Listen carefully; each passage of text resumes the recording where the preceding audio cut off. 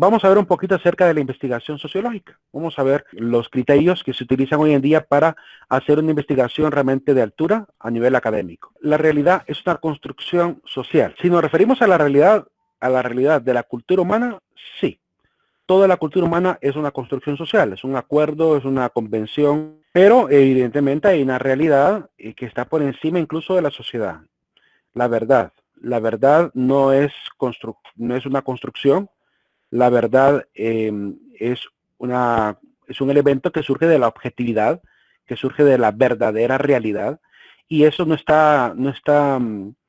se puede decir, no se puede dejar al relativismo, como vimos anteriormente en el tema del relativismo.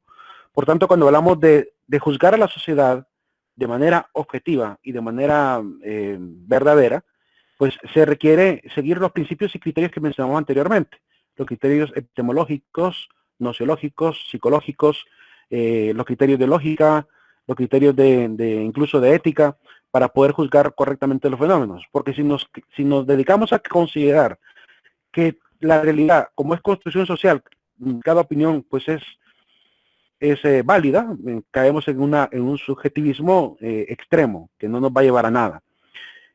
Lo cual es importante, sí, entender que todos los fenómenos sociales son construcción, pero revisión y la atención que prestamos a ello y el análisis que debemos hacer de ellos tiene que ser siempre objetivo, ¿verdad? Para no caer en esa subjetividad.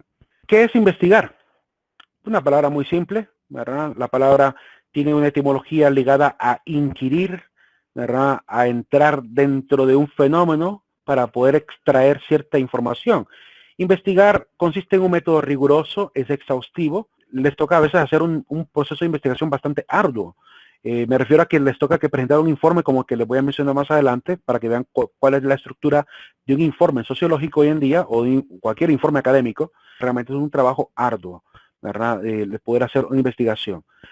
Así que a los que les toca que investigar los fenómenos, les toca que presentar muchísima información. Solo el marco teórico es una gran labor, porque hay que investigar antecedentes, bibliografías, autores, para poder llegar a hacer esta revisión exhaustiva de la realidad, de lo que ya se ha dicho, para no volver a repetir. El interés de un investigador es no volver a repetir algo que ya se dijo. O si ya se dijo, pues, y de repente no fue tan claro, al menos para facilitarlo más a la sociedad. Por lo cual aún así requiere pues un gran esfuerzo de análisis. Y lo suficientemente preciso como para obtener conclusiones inapelables. Se supone que cuando alguien sale en una revista sociológica dando una opinión sobre la sociedad, la mayoría de revistas son tan objetivas, ¿verdad?, que no dejan pasar ningún artículo si no tienen el rigor académico adecuado.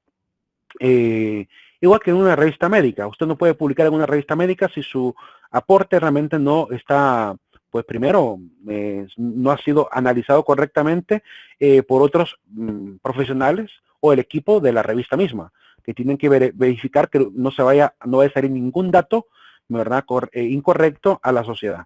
Esa es la razón también por la cual yo les he pedido que cuando hagan lo de la revista, lo hagan de manera objetiva. Es decir, que ustedes no vayan a copiar nada de Internet, ¿verdad? Excepto los que les ha tocado que investigar algo acerca del tema. Pero sí, que no vaya a ser una copia y pega total de Internet, sino que si van a citar a un autor, pues que digan qué autor es, ¿verdad? De qué fuente proviene, para que no vaya a considerarse un plagio intelectual, porque hoy en día ese es el rigor académico que debemos cuidar. No hacer plagios intelectuales y presentar la información tal cual es. Y si es posible hacer aportes novedosos, ¿verdad? Personales, originales a la ciencia. Y en este caso, pues a una revista también se pide que no haya plagio, ¿verdad? Por eso les pido que cuando hagan sus aportes a las revistas o a cualquier trabajo de la universidad o de incluso de sus próximas carreras si siguen estudiando, sean originales en su trabajo. Hagan su trabajo con mucha transparencia, para que tampoco vaya a ponerse en tela de juicio su propia capacidad profesional, que eso es lo que realmente termina haciendo. Si usted entrega un trabajo plagiado, está prácticamente diciendo, ¿verdad? Aunque no lo diga, dice, no puedo hacerlo yo de capacidad, tengo que copiarlo porque no tengo la capacidad. Entonces, para evitar que se interprete de esa manera, ¿verdad? Se pide siempre legalidad. Pasos para la investigación sociológica. Hay una serie de pasos, igual que cualquier método de investigación científica, que deben seguirse y veremos cuáles son. Primero, el diseño de la investigación. El diseño de la investigación es, primero, seleccionar cuál es la metodología a seguir, qué técnicas vamos a utilizar para recoger los datos de la realidad. Eso es lo primero que se tiene que dialogar. Primero, cuál es el fenómeno, cuál es el método para poder investigar el fenómeno. Dentro del diseño de investigación hay una serie de pasos y hay diferentes modelos.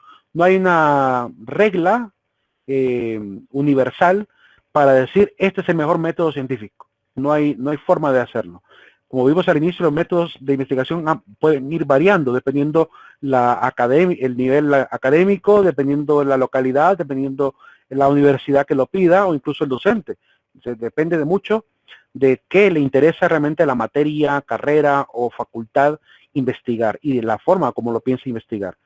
Incluso depende del tipo de libro, de metodología de investigación que utilicemos como base, ¿verdad? La mayoría de universidades ahorita a nivel latinoamericano están usando este libro de investigación llamado Metodología de Investigación de Sampieri. Ese es el libro que se utiliza hoy en día. Metodología de Investigación de Sampieri, pero hay mucho más, ¿verdad? Incluso hay una obra llamada 7 pasos para de Aristides Vara, que también es valioso como un libro de metodología de investigación, porque lo que él expone ahí, aunque es para las tesis, básicamente cuando uno lo ve el libro es un libro de metodología de investigación, lo que él ha elaborado en ese libro. Vamos a ver una serie de diseño de investigación. Aquí pienso presentarles una serie de modelos para que realmente vayamos viendo las diferentes formas de poder investigar. Usted puede escoger cualquiera cuando le toque, ¿verdad? Mi deber es presentarles el abanico de modelos que existen. Normalmente todos los diseños tienen siempre tienen objetivos, definen el contexto ambiental del problema, tienen un objeto de estudio, definen y delimitan cuál va a ser el problema. De esta delimitación, a través de preguntas, se establece posteriormente también en los objetivos particulares. Se selecciona el método, ¿verdad? Se hace una descripción de cuál es el método de investigación, cuál es la herramienta a utilizar, porque incluso hay una justificación de por qué utilizar esa herramienta, ¿verdad? Si voy a hacer una encuesta, ¿por qué la encuesta es mejor que un grupo de enfoque? Si escojo de repente, no sé, un foro, ¿por qué es mejor que una encuesta o censo? Es decir, tengo que justificar por qué la herramienta la he escogido y por qué sería la mejor.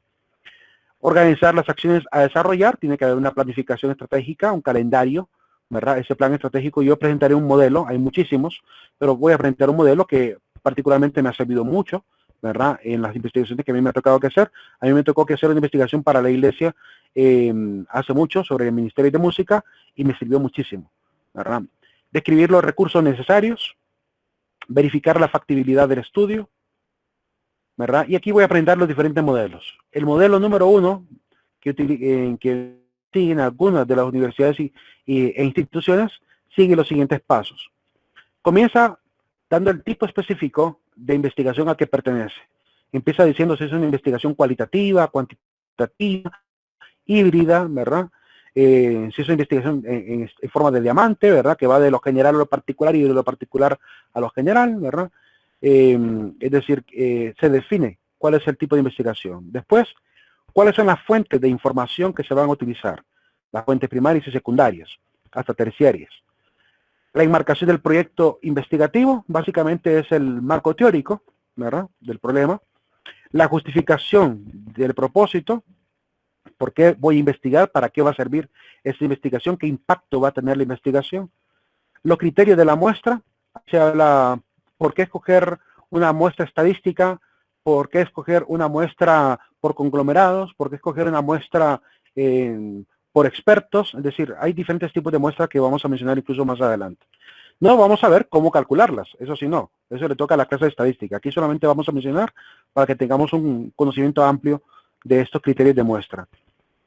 La contextualización de la labor también es una forma de poder realizar este modelo, ¿verdad? Donde yo empiezo a hablar un poco acerca de la realidad que me toca aquí investigar. Hago una breve descripción de la población a la cual voy a investigar. El modelo número 2 comienza con un contexto general del estudio, hace una justificación del estudio, una delimitación también. Ahí normalmente en la delimitación se dice, por ejemplo, qué tipo de población voy a investigar. Es decir, si voy a escoger edades, de qué edad a qué edad, qué sexo, ¿verdad? Qué tipo de, no sé, de estado civil, si voy a hacerlo por grupo religioso, por grupo político, por ideología política, todo eso está ahí esclarecido. ¿Qué tipo de criterio he escogido para delimitar el grupo de investigación o la población a la que voy a acudir? Tipo de investigación al que pertenece, el marco teórico, la metodología escogida, la ruta crítica y cronograma, que es lo mismo que la planificación, ¿verdad? Es lo mismo que planificar cómo se van a realizar las actividades, en qué fecha voy a hacer la búsqueda de la población, en qué fecha voy a calcular la muestra, en qué fecha voy a ir a aplicar las herramientas de investigación, en qué fecha voy a redactar el informe, ¿verdad? Y cuándo se presentará el informe. Esa ruta crítica se hace mediante diagramas, ¿verdad? Los que manejan un poco de la administración saben que existen los diagramas de Gantt que ayudan a poder mostrar la consecución de tareas. Y ese diagrama de Gantt que se coloca en forma de barras, ¿verdad? Marcando los rangos de tiempo de cada tarea, nos va a permitir poder calcular más o menos cuál es la cantidad de tiempo que vamos a necesitar para la investigación. El modelo 3 considera lo siguiente: la definición del proyecto, la definición de las unidades de análisis, es decir, en este caso se está hablando de las variables, ¿verdad? Las variables que vamos a utilizar para poder analizar. Hay variables independientes y dependientes, ya veremos un poquito acerca de ello. El diseño del experimento, la metodología, y también hay un modelo para diseños experimentales que considera lo siguiente: variables y procedimientos, capacitación del personal, el ingreso de participación, la captación de los datos, el universo de estudio, las normas éticas para el análisis, ¿verdad? Los recursos que se van a utilizar para poder hacer ese experimento, la logística y la sección preliminar, que sería básicamente la presentación de los resultados, los gráficos y tablas, que normalmente se pueden. Como pueden ver, hay muchos modelos que podemos utilizar para investigar. Depende del gusto de cada uno, cuál quiera utilizar. Y voy a presentar uno aún más amplio, que podríamos verlo como un modelo número 4 de investigación, que es el que actualmente se utiliza a niveles de maestría y doctorado. Para presentar, por ejemplo, una nueva tesis o una nueva monografía, una tesis doctoral, una tesis de maestría, se utiliza un método de presentación de informe, que básicamente el informe es la estructura misma del modelo. Les voy a presentar cuál es el modelo de un informe de maestría y doctorado para que vean ustedes también la cantidad de elementos que entran en el proceso de investigación. El modelo del proceso de investigación actual contiene más o menos los siguientes pasos. Se tiene que establecer un tema de investigación. Ese tema debe ser específico, pero muy específico. No puedo poner, por ejemplo, en una investigación sociológica, voy a investigar la política en Honduras. Esos temas ya no son válidos. Esos temas son de hace 200 años. Son temas amplísimos. Son temas con demasiadas variables. Por lo cual hoy en día se pide que si voy a estudiar un fenómeno, sea extremadamente particular, extremadamente específico. Se refiere, por ejemplo, a que si yo voy a estudiar algo de la política, diga yo qué voy a estudiar. Por ejemplo, puedo estudiar, no sé, la preferencia política en los jóvenes mayores de 18 años a 25 años. Ese puede ser un tema de investigación.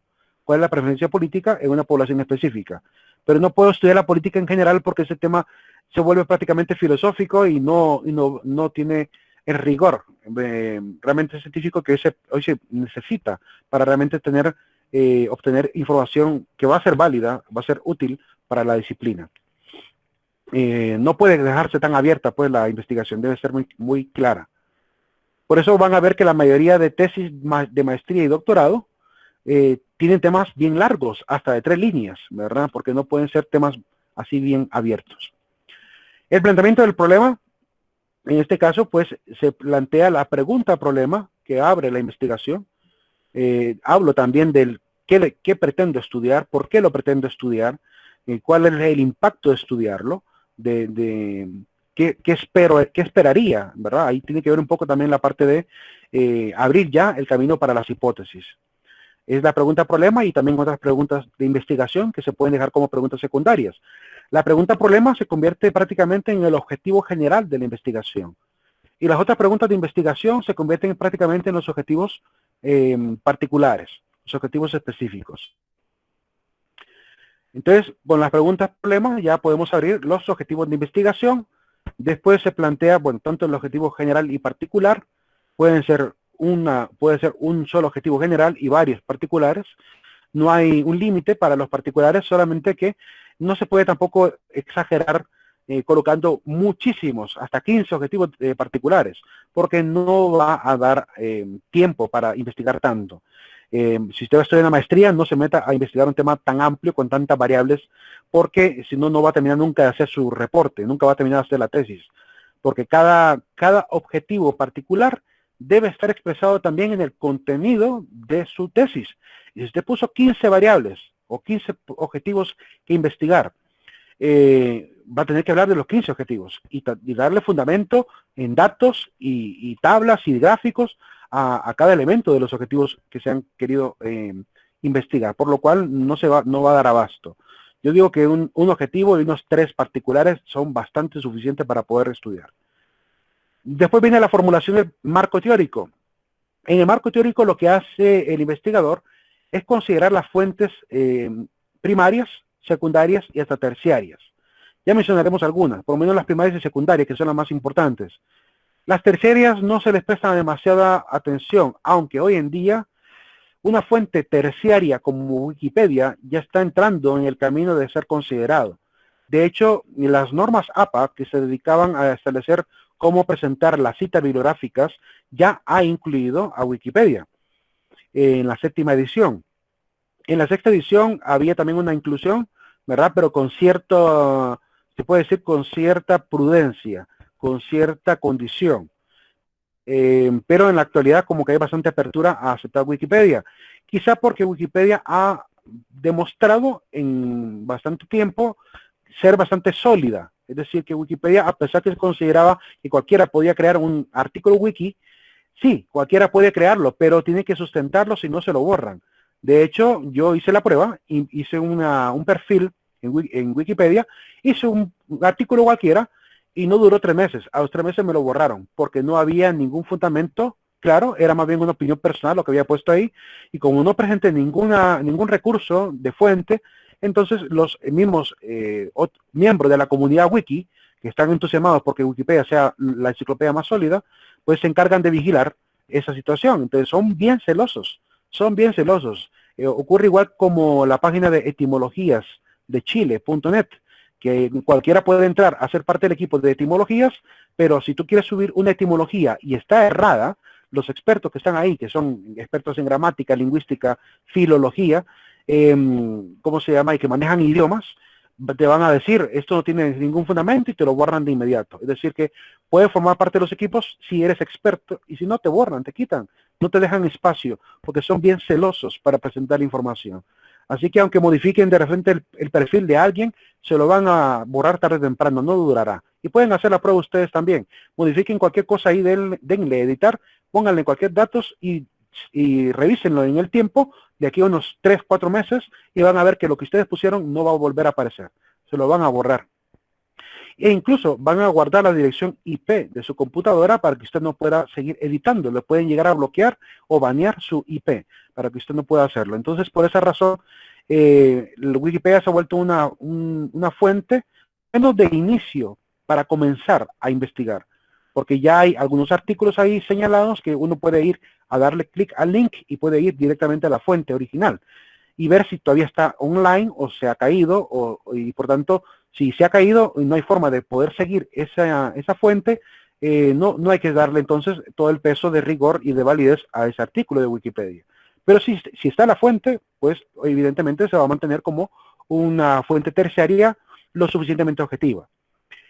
Entonces, en el marco teórico lo que hacemos es eso, es presentar las fuentes, ¿verdad?, de manera estructurada, mostrando los estudios, lo que se ha dicho, ¿verdad?, los autores más representativos, y haciendo una especie de contraste. No solamente es pegar y copiar lo que han dicho, es hacer un contraste de lo que yo ando buscando como investigador y lo que ya han dicho acerca de ese problema. Y hago todo un trabajo, por eso es uno de los trabajos más arduos de dentro de la investigación. Ahí se ven los antecedentes, autores significativos y autores contemporáneos, ¿verdad? Por ejemplo, si yo quiero hacer un estudio sociológico, rara vez me van a permitir citar a un autor de hace 100 años. Normalmente los estudios deben ser lo más actuales posibles, pero también hay un gran peligro. ¿Cuál es el peligro de ese rigor de no presentar autores demasiado antiguos? El peligro que existe es que como hay ideologías hoy en día muy subjetivas, como la ideología de género, que está sesgando muchísimo lo que se dice hoy, por ejemplo, sobre sexualidad, si a un investigador de antropología o de sociología de hace 50 años, para los actuales supuestos investigadores o sociólogos, les va a parecer que es una fuente ya inválida. Van a decir, no, hombre, esa fuente es del año tal, y no te la van a querer valer. No la van a querer valer y por tanto van a querer dar validez solamente a los últimos artículos que han salido, aunque esos artículos no tengan realmente el rigor. Ese es el gran peligro que existe cuando se minusvalora el esfuerzo de anteriores investigadores. Gran problema, porque, por ejemplo, en el tema del aborto hay varios doctores, por ejemplo, hay un doctor en América del Sur que en los años 90 presentó un estudio acerca del embrión, acerca de los embriones y el desarrollo humano, que sirve como muy buen, se puede decir, artículo científico de un médico, ¿verdad? Para hablar de la no validez del aborto. Sirve muy bien el artículo para ello. Pero si uno presenta esa fuente, te le van a decir, no, hombre, esa fuente es del año 90 y pico, no, hombre, actualizate. Le van a decir a uno que se actualice. Entonces uno se pregunta ahí, cuando hacen esa minusvaloración de las fuentes anteriores, es, bueno, y entonces solamente porque fue anterior, ¿no es válido? ¿No tenía rigor científico? ¿No llegó a datos objetivos? Entonces, ese es el gran problema que tenemos hoy en día, que empieza a relativizarse todas las fuentes anteriores, haciendo creer que por ser viejas no son válidas. Entonces, tenemos que evitar esa circunstancia. Después sigue la operacionalización de indicadores y variables. Ahí se habla de las variables independientes y dependientes. Más adelante les explicaré más o menos qué es cada una. Cuando veamos en lo del informe, ahí les voy a platicar un poquito más de lo que son las variables dependientes e independientes. El método de investigación o técnica de recolección de datos, ¿verdad? También ahí se establece.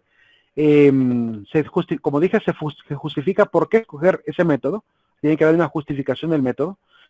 Además de que se habla de la herramienta. Ahí se establece qué tipo de herramienta va a realizarse, qué variables, qué elementos, qué ítems van a estar dentro de la encuesta o foro o actividad que yo realice para investigar. Cualquier actividad que yo realice para investigar debe estar bien especificada en este paso.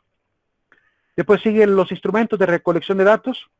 Ahí prácticamente se presenta la herramienta, se presenta el formato, ¿verdad? Se presenta la encuesta o se presenta la agenda del grupo de enfoque, del grupo de experimentación, se presenta, no sé, los pasos, ¿verdad? A seguir.